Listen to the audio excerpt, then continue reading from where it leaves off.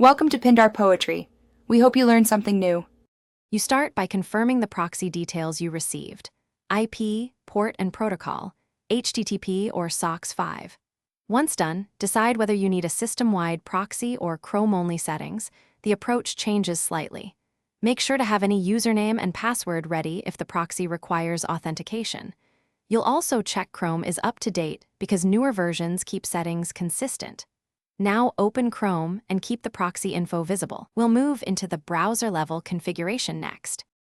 You navigate to Chrome Settings, then System, and click to open your operating system's proxy settings. Chrome delegates to the OS. On Windows, use LAN settings or manual proxy setup to enter IP and port, adding exceptions like localhost or 127.0.0.1 to bypass unwanted routing. On macOS, use network preferences for the active interface. If you need per profile or per tab proxies, install a trusted proxy manager extension and configure its rules. This gives you fine-grained control without changing system settings. You finish by testing connectivity.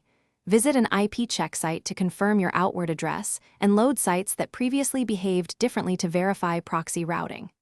If authentication fails, re-enter credentials or use the user.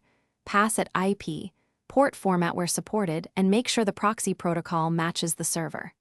If pages won't load, clear Chrome's cache, disable other network extensions, and restart the browser. One key troubleshooting tip: toggle the proxy off and back on to force a fresh connection and reveal configuration errors.